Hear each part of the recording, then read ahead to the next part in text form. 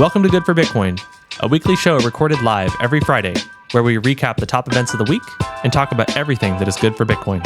If it's built on Bitcoin, then it's good for Bitcoin. Let's get started. Content shared on this podcast is for informational and entertainment purposes only. It does not constitute financial, investment, or legal advice.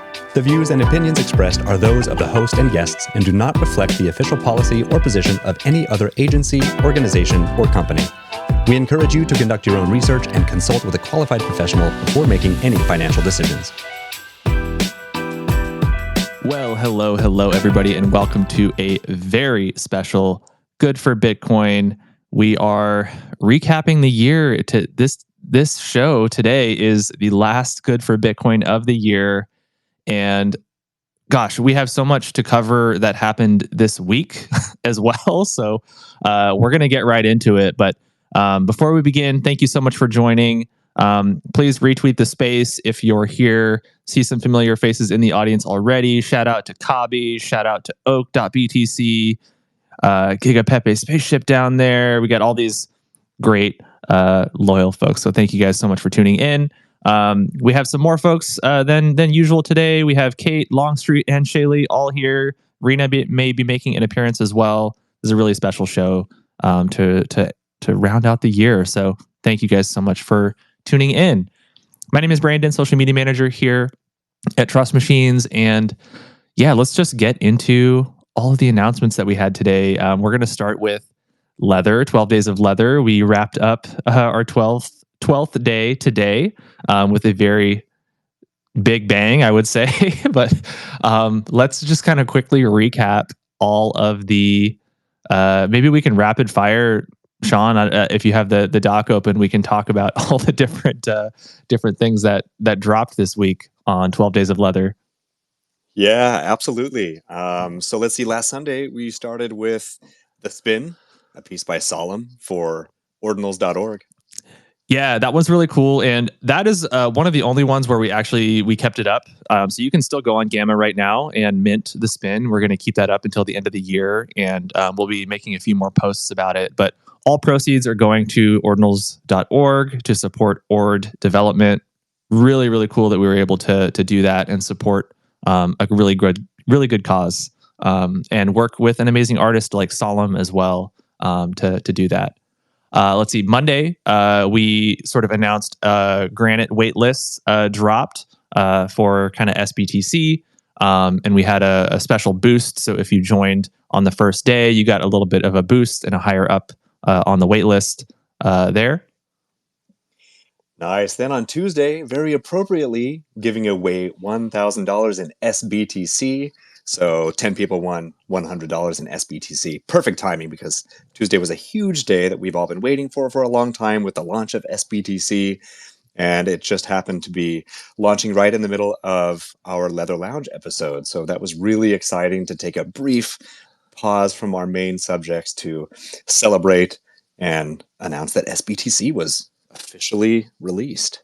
Yeah, we're gonna talk a lot more about sBTC in a little bit. But moving along, on Wednesday we had a Bitcoin stamps airdrop. This one was really exciting. We got to work with Viva La Vandal, who is a really iconic Bitcoin stamps artist, just Bitcoin crypto artist in general, and he created a leather-inspired Rare Pepe card for us, and that was just so fun. And one thing that was really special is Bitcoin stamps are a lot more economical, actually, to distribute to a large amount of people compared to something like ordinals.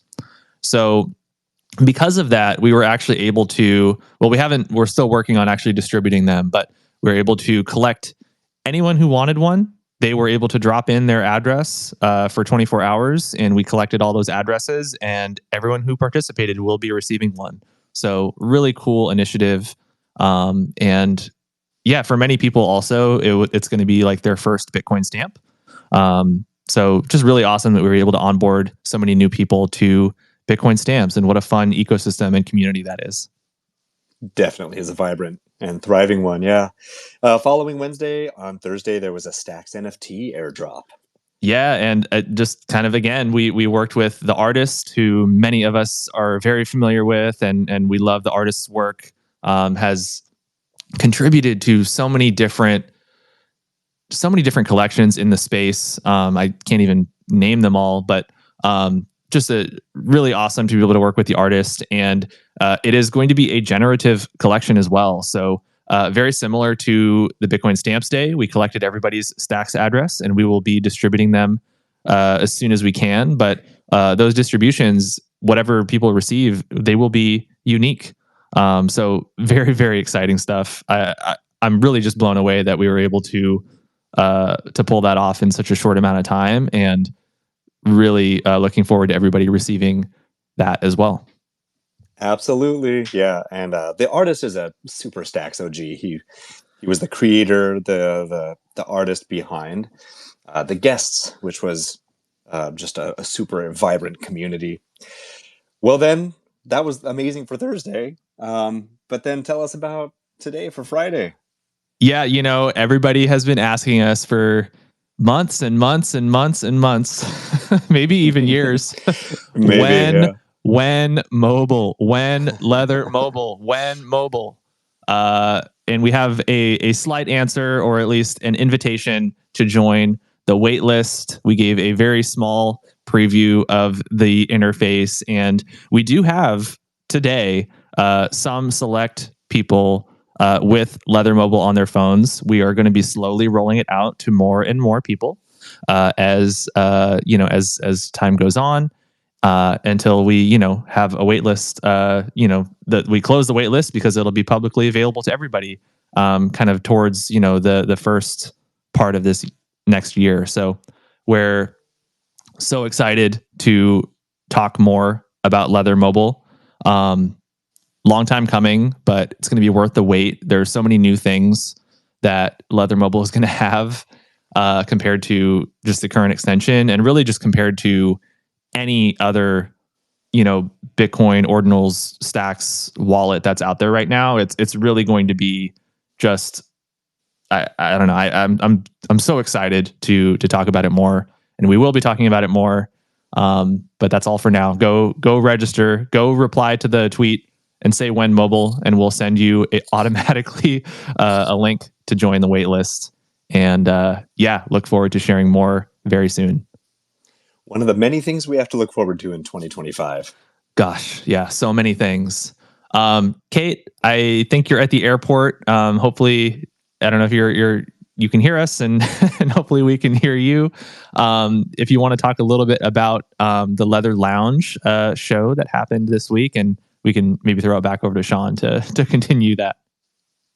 Yeah, I am here, so I apologize about any noise. No, I'm traveling. You actually sound great. So it's these good Apple headphones. It is. Know it. I was actually thinking about what did we talk about on Leather Lounge, and it was the Trio Marketplace launch. So this is basically like the reward center when you're shopping for ordinals. So Sean, I know you'll give a much better recap, but it was it was a really good episode because it kind of combines ordinals and gaming and just like fun ways to interact in this ecosystem. And then we also brought on Chris, who does content for Pizza Pets, and we kind of got a little bit of alpha from them of just how people are playing the game, different strategies that people are taking to try and evolve their pets. So it was just like a really fun, positive ordinals episode. But Sean, take it away. I'd love to hear your thoughts.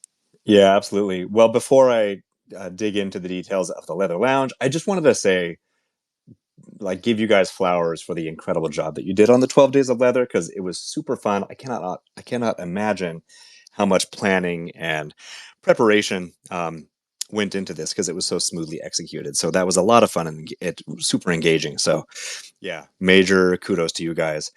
The lounge episode, super fun. Like you said, we had Chris on, who works with Pizza Pets. So we talked a little bit about the game theory, the approach that a lot of people are taking. You can give your Pizza Pet DMT, which is like super high chance of killing it, but you can fast track to immortality. So we just talked a little bit about that. But then the majority of the episode was talking with Toby from Trio and Ordinals Bot. And that was a great pairing too, because Ordinals Bot was so involved in the launching of Pizza Pets, which which is a release. It took a long time to conceptualize, build, and make sure that the tech was all there. So we talked a little bit about the mechanics of Pizza Pets, what it was like to work together on that. But then Toby, like by no surprise, was an incredible guest who just answered all of our questions with such depth and in a completely like illuminary way. So just really quick, we talked about what they have done, you know, being builders from the Stacks ecosystem, how they quickly and so like seemingly effortlessly pivoted into ordinals and building on Bitcoin. They talked about what Ordinals Bot is working on in the near future with real world assets, with tokenizing things. They're working with someone from the estate, the Elvis estate, to bring like the likeness of Elvis on chain. They are working with a 20th century painter, a contemporary of Picasso. We talked about account abstraction and onboarding the future of blockchain and Bitcoin users. So it was a really rich episode. Highly, highly recommended to go listen to that one. Yeah, and we had done also one of our 12 days of leather was in partnership with Trio. We gave out $500 in dog runes, and I believe that day was may have been the most popular day. We'll see how today goes with Leather Mobile. It might beat it. Everyone loves dogs, so yeah, that was really great to be able to do that collab with them. Before we get into all of the Leather app updates that dropped today, Shailee, welcome up to the show. I wanted to throw it over to you, and maybe you could talk about a little bit about what you were working on this week on the Hill, and we can talk a little bit more about that later once we get into the news. But would love to hear a little bit about what you were doing this week. Yeah. So one exciting announcement that came out this week that I had been working on alongside the leather and product and engineering team was that Reown, formerly known as Wallet Connect, now supports UTXO in their app kits, including Leather, Phantom, Xverse, and some other Bitcoin wallets. And that's huge for our community and just the growth of Bitcoin and like more consumers discovering Bitcoin, because Wallet Connect has 6,000 dApps in their ecosystem that use them, including a lot of these like Quest type, applications. And, yeah, so that was just like really exciting, because something that has been challenging, I think, for the Bitcoin space has been developer tooling. And this is going to be huge for, just more developers building cool consumer apps on Bitcoin. So that was a huge win. And the other thing is, I was able to go to the Blockchain Association Policy Summit. They do it every year in DC in December. And it's kind of like a nice close to the year recap of what happened. And obviously this year, everybody was excited because so much happened going into the election to get voters, Congress people, even the highest levels of the White House engaged in Bitcoin and crypto and really like fighting for us when the last 4 years have been challenging. So I think like it was a nice celebratory environment. But now obviously like we need to get to work. Now, if people are listening, what's our view on like what is the best policy environment? And I'm not a lawyer, so obviously the things that I care about, which I think a lot of us in the Bitcoin community care about, and especially like Leather wallet users, is the right to privacy preserving technology, the right to self-custody, and keeping Bitcoin decentralized, right? Bitcoin is for all of us. So those are just some things that I just want to make sure don't get lost in like all the big guys coming up and now like shaping policy. It's like we want retail to exist. We want everyday people to be able to access Bitcoin. And that's why I think, layer twos are so exciting. And it was just wonderful. Congress people are really like much more knowledgeable. I go every year, once a year to talk, even though I live in DC, I focus on growth and BD and not on policy, but I go once a year to the Hill, and their knowledge, Congress people's knowledge of Bitcoin and just like what's going on in the ecosystem has increased significantly. So it's just wonderful to see like the language that they're using. They're using, they're talking about stable coins. They're talking about DeFi. They're not even saying blockchain. They're saying crypto. Crypto used to be a bad word in DC. Now they're saying crypto. So that's just very exciting. I'll stop talking there. No, yeah, that's all super encouraging. I mean, we're going to talk a little bit more about Sean prepared some kind of top bills that are going to be shaping the future, but it's really encouraging to see that it's not just coming, from one person, right? Like this isn't just Trump, right? Like it's much bigger than Trump. It's coming from your local congressman, like like all across the US, right? It's a huge movement that's not just isolated to just like one presidential candidate. So super exciting. And I want to go back to your mentioning, talking about Reown, which was formerly Wallet Connect. And this week, to kind of get into a little bit of news with the Pizza Pets launch, going back to that as well, there's been, I feel like this week, a lot of conversations around making wallets easier for apps to connect to. We have been supporters of Laser Eyes for a very long time that Omnisats is building. For those that know, like Bunzi, for example, is behind Omnisats.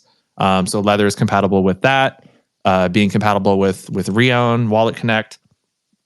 These types of infrastructure tooling sort of improvements are so important to our industry.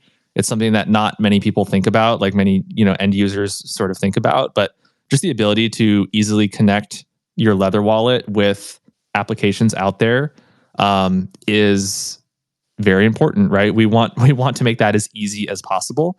So it's really great to have this big development with somebody as big as Wallet Connect, who has been providing EVM and Solana infrastructure for years. They're kind of like the Kleenex of like wallet infrastructure. I think like people just call it Wallet Connect. To have them kind of coming into Bitcoin is huge. So really big news. Let's talk about all the Leather news that happened this week outside of 12 days. Obviously, with sBTC, we're going to get into that, but we launched a few things. So number one was the launch of Leather Earn. For those that are in the Stacks ecosystem, you may have already been familiar with Lockstacks. So Lockstacks is being sort of merged or deprecated in favor of Leather Earn.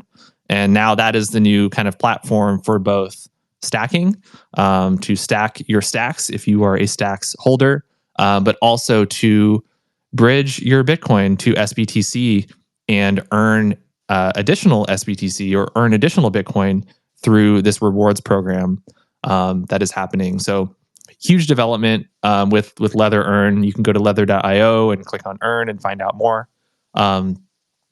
So really exciting that we have that. And yeah, Shailee, go ahead. Yeah, I was going to say, I wanted to give a shout out to all of our partners, because Leather is facilitating access to a bunch of different pools and liquid staking providers. So shout out to Fastpool, Plan Better, Xverse, Restake.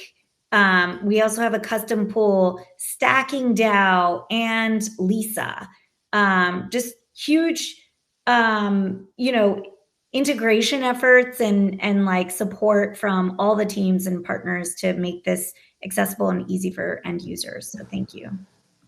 Definitely. And Bitcoin L2 Labs as well for providing kind of the rewards infrastructure for sBTC and bridging as well. We also announced in-app bridging of sBTC. So you can go from BTC to sBTC directly within Lether. And one thing that's really cool about that is you don't need to have previously been a Stacks user in order to do that. So, normally to do any action kind of on the Stacks network, you need to use the STX token for transaction fees and stuff like that. But because we are doing sponsored transactions, we're sort of abstracting away the need for that. So you can just go straight from BTC to sBTC without needing to interact with Stacks at all otherwise. So really, really cool stuff. It goes back to what we talk about on the show so much, just in terms of abstracting away complexity, making it as easy as possible, to bridge your Bitcoin from L1 to L2, and just so exciting. And, we gave shout outs to all of our partners, but also just want to give a shout out to like all of our Lether devs who worked so hard this week to push everything out before the holidays and to have everything come out in time for this sBTC launch. And just so much work went into Lether these past few weeks between all the campaigns and sBTC and everything. So definitely shout out to all the builders who made it happen. That was a really big confluence of just so many initiatives coming together all at the same time. Would you mind, so for maybe the new user who hasn't been in the Stacks ecosystem, but then they're holding on to Bitcoin and they say, oh, I want to do something with it, I can convert that one-to-one into sBTC. Could you give a couple like high-level ideas on what people can now do with their BTC when it bridges over to sBTC? Well, Bitcoin on the L1 level, right, does not support smart contracts. So holding is a great use case of Bitcoin. We have different marketplaces that have popped up like Magic Eden, so you can buy and sell ordinals, but you're not doing those things in like a fully kind of trustless way. You're trusting the front end's experience of those tools for those marketplaces. And we had like Blaze on the show a few weeks ago, on Lether Lounge a few weeks ago, talking about Granite, Bitcoin lending, all of these things where you need smart contracts in order to facilitate some of these things, like being able to lock up Bitcoin to then be able to give out stable coins as a loan, or just do any kind of DeFi application, right? You need smart contracts in order to do these in kind of an actual decentralized way. So you can't do that currently on Bitcoin L1. You need to be able to bridge to something like an L2 like Stacks.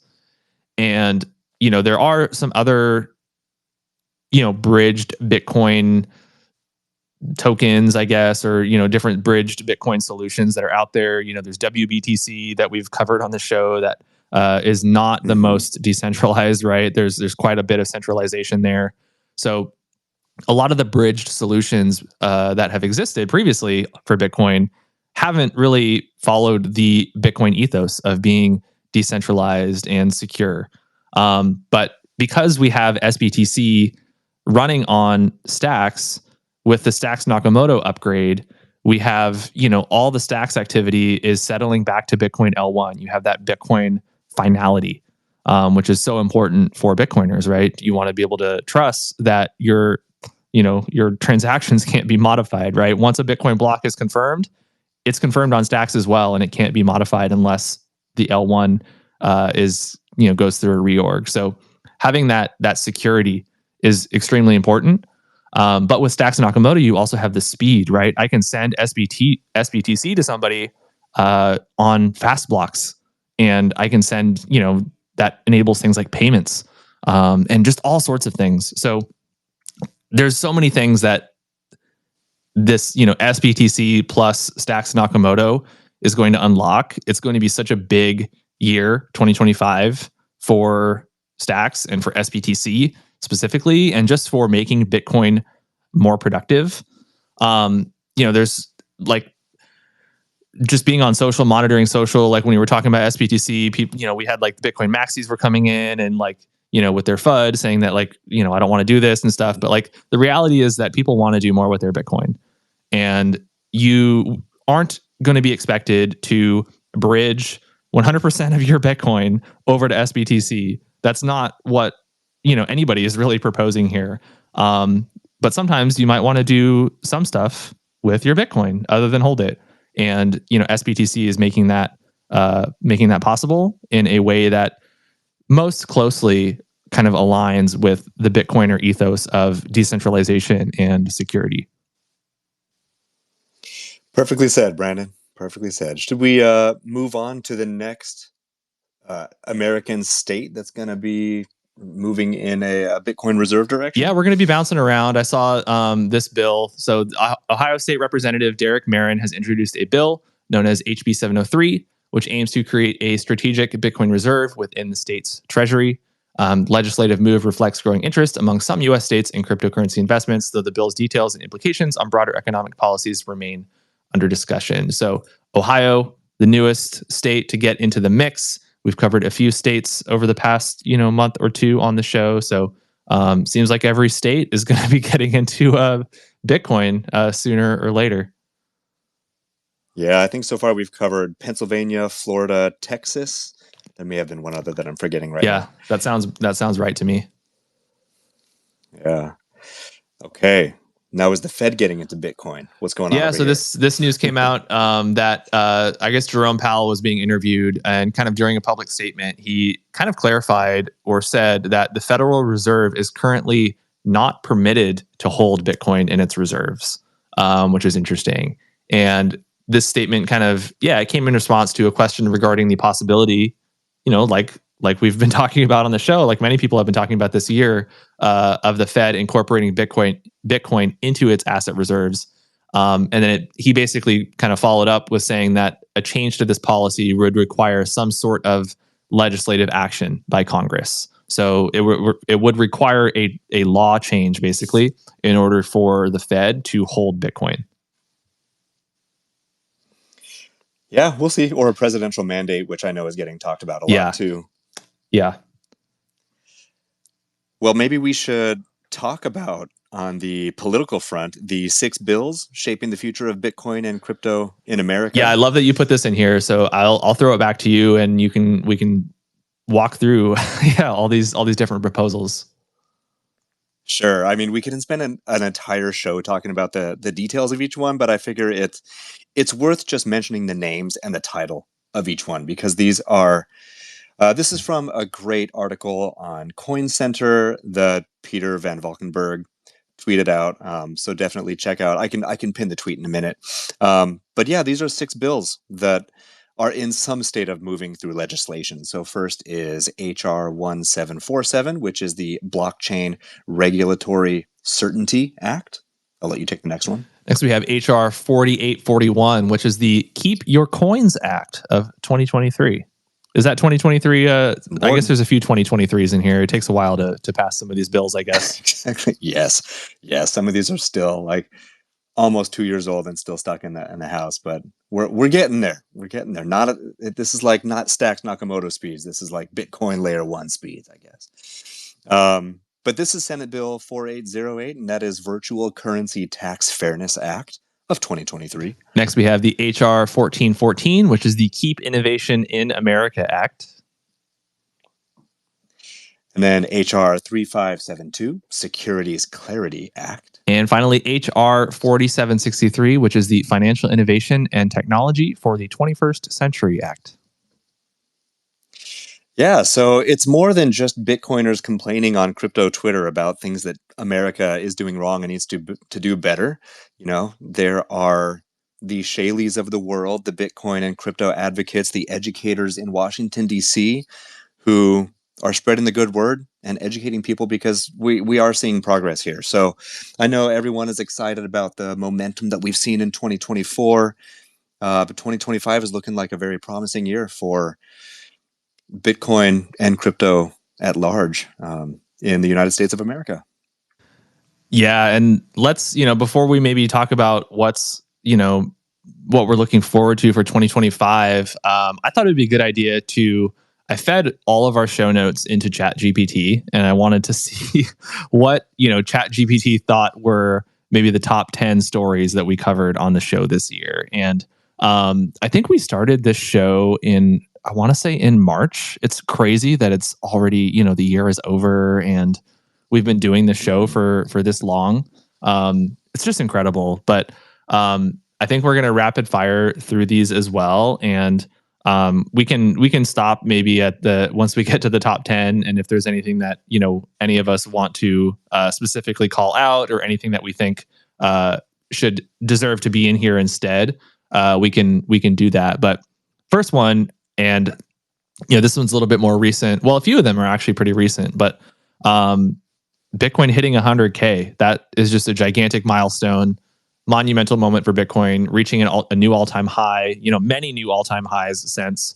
We've dipped a little below 100K, over the past few days, but that 100K milestone is huge.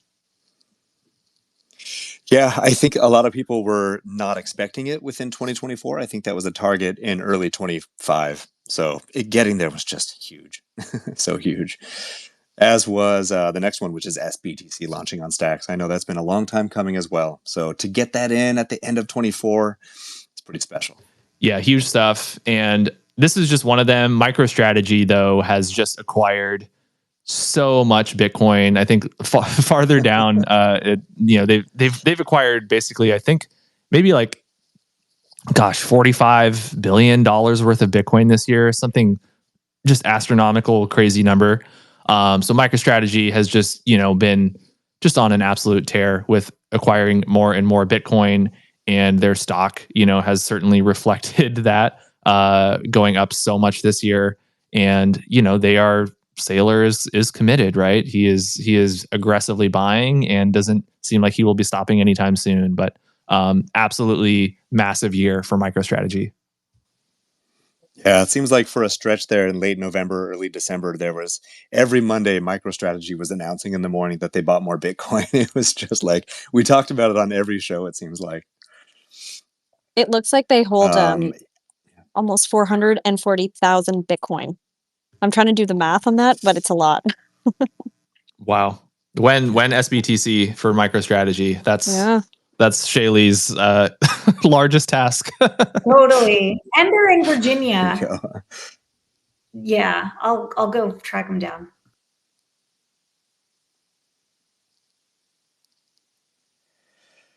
Nice. Well, we just mentioned that Ohio and Texas both have Bitcoin reserve proposals. So fingers crossed 2025, we see the first state to officially adopt a Bitcoin reserve. Definitely. And, we covered it so much this year, Trump's crypto strategy, going up at Bitcoin Nashville, and his, infamous speech, hello Bitcoiners, talking about all the things that he promised for Bitcoin, and to, win the presidency on the backs of this huge, wave of support that the crypto industry has given him. Crypto played just a huge role in his election this year. So definitely a big story of 2025, possibly one of the biggest. Yeah, and I have that line in my head: never sell your Bitcoin. I mean, he knows someone is whispering into his ear the things that Bitcoiners like to hear as well. And just to have the nominated president speaking about building a Bitcoin reserve, not selling the Bitcoin that they're holding, I think that no matter, we're in a little bit of a pullback right now. It's like mid 90s, which feels like such a pullback, but I think that everyone feels so bullish because President Trump, he wants to pump his own bags. So I think that's like the forever bullish sign. Yeah, I was going to say, sorry, one more anecdotal funny thing. I went to a crypto friends holiday party this past weekend, and we did a white elephant gift where, everybody brings an anonymous gift and you have to pick. You can steal other people's gifts. There's 2 times you can steal. So the most stolen gift was from Polymarket. It was a him and hers t-shirt, one with Kamala Harris, one with Trump. So him and hers with a Polymarket logo. It was just hilarious. And then there were also adorable pudgy penguins, and I got that one to give to my daughter. But I feel like that could earn some like money on Gamma or something like that, like those t-shirts. I think I can't. I'm very jealous. I can't remember who I was talking to. It was somebody when I was in Denver for East Denver this year, and they were saying that they were somebody who tried to collect as much crypto merch as possible, but specifically from crypto companies that had failed.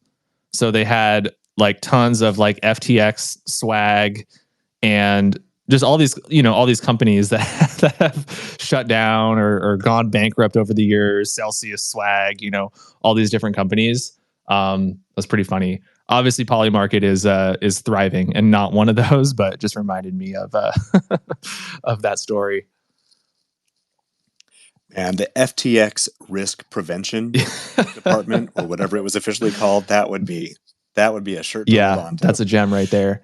So next one, Bitcoin ETFs exceeding 1 million Bitcoin holdings. And I think, did we cover that Bitcoin ETFs now exceed Satoshi's holdings? Yes. Yeah, we mentioned that. Crazy stat. Just incredible. That's just another thing too, that like ETFs that happened this year, right? That's man, what a year. What a year of Bitcoin.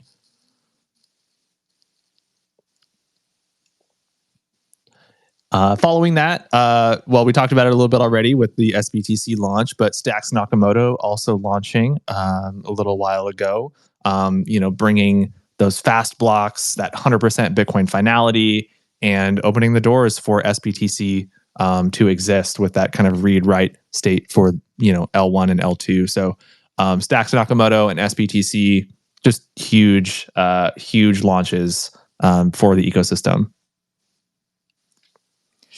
Yep, it was a huge year. We have been waiting for so long for Nakamoto and sBTC. So 2024 really setting the stage for 2025.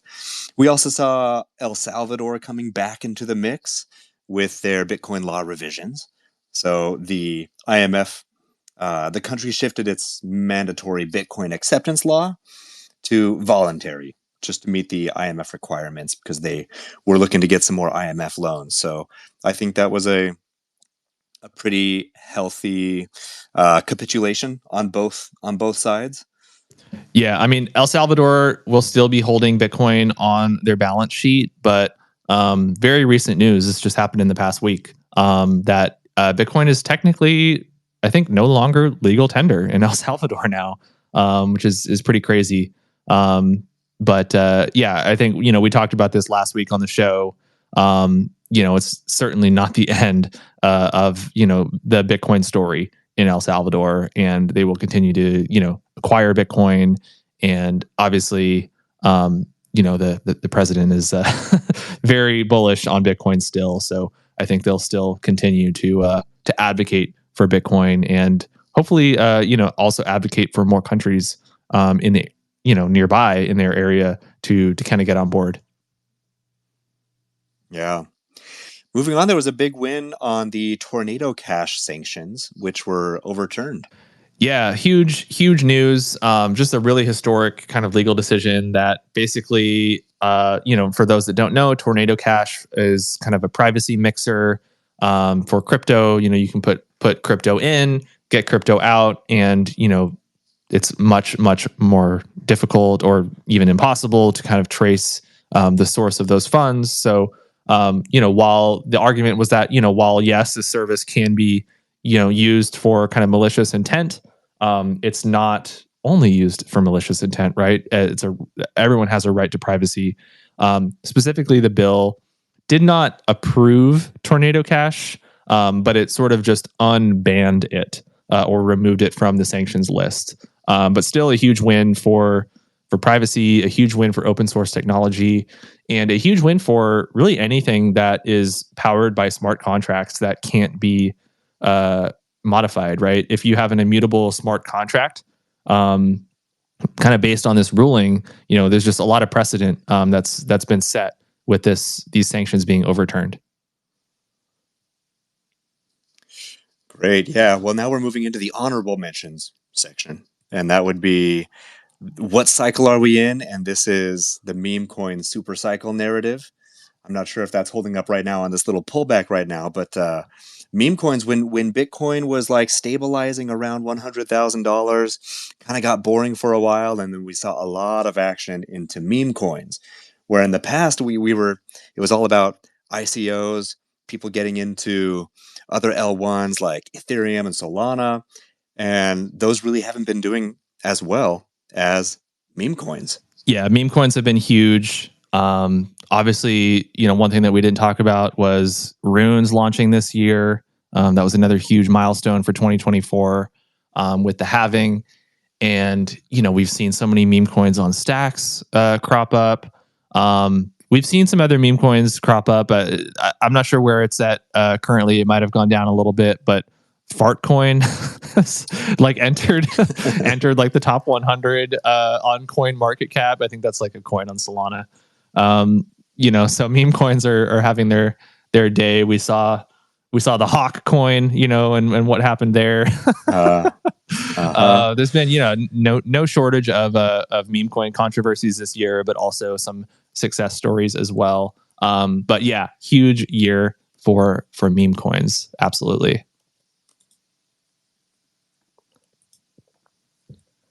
I feel like we've covered a lot of things, but would be remiss not to mention Gary Gensler and him departing the SEC.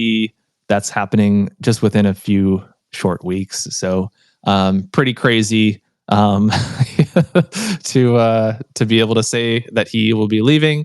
And yeah, hopefully, with him leaving, this new administration coming in, we're going to see a lot more clarity for 2025 and just more good news, more good for Bitcoin news.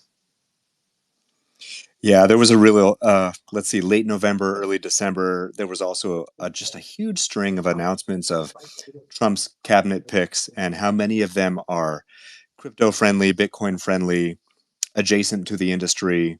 And it's just going to unlock the next level of, crypto adoption and Bitcoin innovation in America. Sorry, I was off mute there for a while, but I was really going to say it feels like the last couple months have really felt like a whole year. Like so much has happened, and I just feel like next year is going to be like such a huge shift, and I think that the momentum is just going to keep building towards Bitcoin, and we're going to get that clarity that we've been asking for, and it just feels like we're kind of rowing or flowing in the same direction for once. That's the hope, or like that's what it feels like right now. So it is very hopeful starting 2025 off with that clarity. Definitely. We also, this isn't on the list, but one thing that came up a lot was choke point 2.0 and getting clarity around that. That was one of the most important developments. Nick Carter, coined the term choke point 2.0. The original choke point happened under the Obama administration when they were using basically banking and cutting off, quote unquote nefarious organizations and companies via the banking system if they were, involved in anything that the administration didn't like. And then we saw this happening with banking, with any banks that were touching crypto at all. And Nick Carter was the first person to identify this and articulate this as choke point 2.0. And we're getting more clarity on it now. And I think that's something that we will also be, that will also receive some clarity in the new year. Yeah, the one I think important thing on kind of ending that, it's Trump can come in and not enforce that, right, which would be great, but it would be good to have some actual laws enacted to really make sure that not just for the crypto industry, but every industry is protected from discrimination against banks, right? That's really what it kind of boils down to. You can't just selectively choose who to bank or not bank based on kind of what industry they're in, whether you agree with them or not, right? We could see. I mean, I don't want to get into like specific political things, but like we could see Republicans, right, try to restrict certain things that Republicans don't like, or Democrats try to restrict things that Democrats don't like, and we don't want to be on this kind of 4-year cycle or 8-year cycle of certain industries being favored or unfavored based on whoever's in office, and being banked or unbanked based on whoever's in office every 4 to 8 years. So it would be nice to have some clarity, but clarity in the form of an actual law that protects these types of things. Yeah, well, since this is our last show, I want to ask like a zoomed out question. So, there's the Bitcoin ethos, which you talked a lot about already with decentralization. But one of my favorite maxims that I think has like spread into other areas of my life is don't trust, verify. And I think that ethos, if we take that on the political level, that's a net positive. But are there any other like Bitcoin like ethos, Bitcoin maxims that you find applicable to other areas of your life? That would certainly be, I think, one of the bigger ones for me. I feel like I have been very introspective of my year this year. I feel like, especially with even just starting this show, I feel like I personally have gained much more of a voice, not just like in the crypto industry, but or like this community, but just like in general, like as a person. So yeah, I mean, I that's definitely one thing that I've like personally been thinking about a lot. It's been, I think, for me personally, just a big year of growth. And something that I'm really proud of this show and what we've, kind of turned this into. But yeah, certainly, not taking things for face value, not just looking at the headlines, right, that are out there. There's so much, even like looking within our own industry there. And I think we talked about this last week on the show. There's always these like Bitcoin maxi like news articles that talk about, this thing is going to get, I can't think of like specific examples, but it'll just be like overly bullish news that is just not even factually true if you like do 2 minutes of research, but people just look at the headlines that like the official, like the @Bitcoin, Twitter handle is posting and just take it for what it is. So really, just like you said, Sean, like don't trust, verify, like look a little bit further, look a little bit deeper into these things that are, getting posted, especially during a bull market. It seems like every headline pumps Bitcoin a little bit, right? Zoom out a little bit and just take a better stock of kind of how, how this might impact you and how this might impact the market. That's definitely been something that I've been looking at a lot more. And it's one thing too that I'm really proud of, that we do on this show is I feel like we don't take a very sensationalist view of any of the stories that are out there. We take like a very objective look at what's going on in the industry. And I'd love for, more publications to do that. But yeah, that's just been something that I've been thinking about a lot lately. Well, that's great. I'll just say real quick, Shailee, sorry, I just saw you unmuted, but I just want to commend you all, Shailee, Kate, you, Brandon, and everyone at Leather and Trust Machines for, committing to these shows, to education, engaging with the community, because I think there's been tremendous growth in the community and personally with everyone as well that I've been able to observe and take part in. So very proud and very glad to be here and looking forward to the next year as well. And same to you, Sean. I mean, what's amazing is that when we plan out a Leather Lounge episode, reaching out to people and getting them on the show is really easy, actually, because of like the space that you've created and this reputation that you've created as being a phenomenal host and asking really interesting questions that are unique from what people mostly get asked. So huge kudos to you. I mean, I always love coming on the lounge and just hearing you riff and hearing your questions. And but yeah, so thank you so much for all of your effort. And I know that we have some really amazing guests lined up in the new year, and I think they kind of bring a new perspective to the show. So big thank you to you and all of your hard work and in helping us build Leather and helping us grow Bitcoin. Thanks, Kate. I appreciate that. Yeah, we're going to start with a Bitcoin philosopher, Troy Cross, and we'll also talk about Bitcoin mining using the heat from Bitcoin mining to heat water, like for a house or for a hot tub. So I'm excited about starting off the year strong with some utility and philosophy as well. Yeah, I'll chime in. I chime in on the Thanksgiving dinner. I give thanks to conversation. I love it.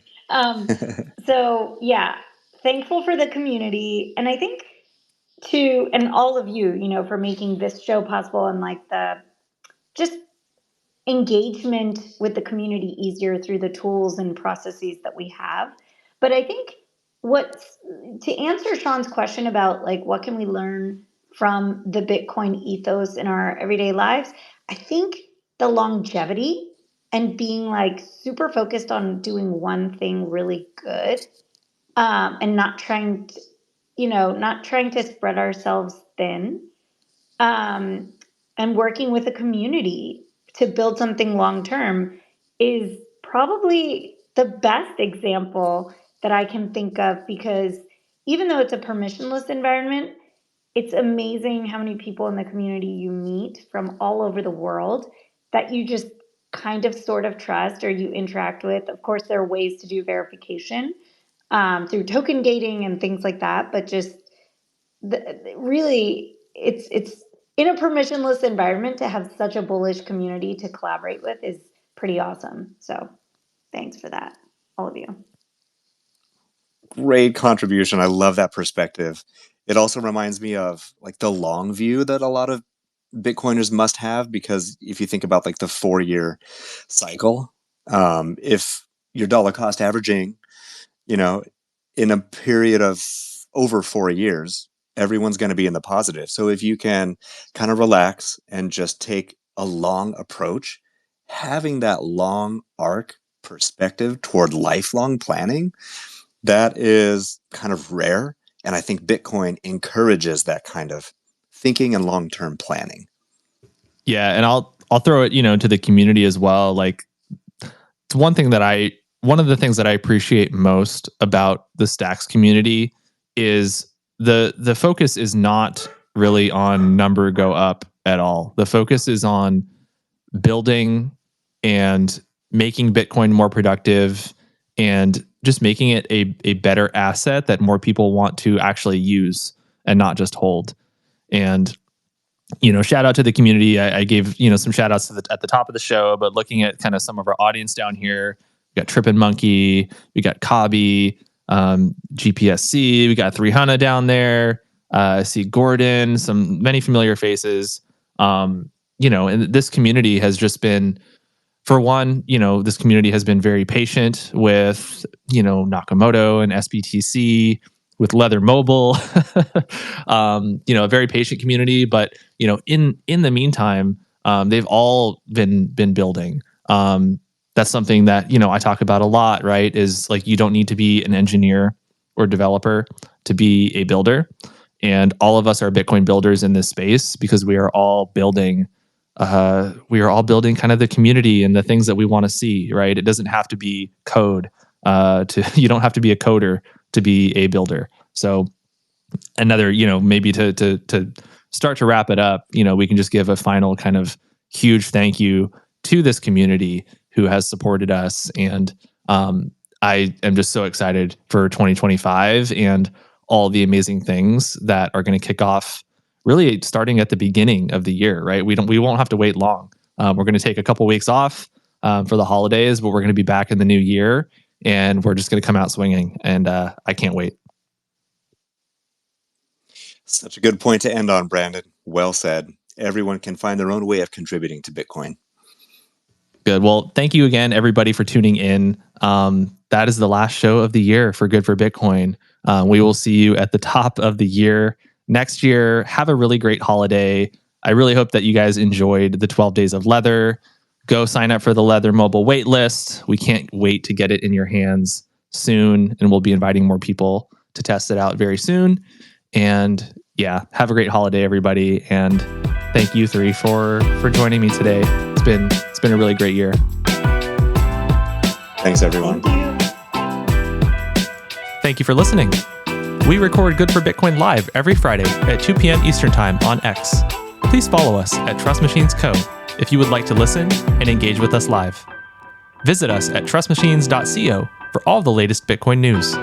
We'll see you next week.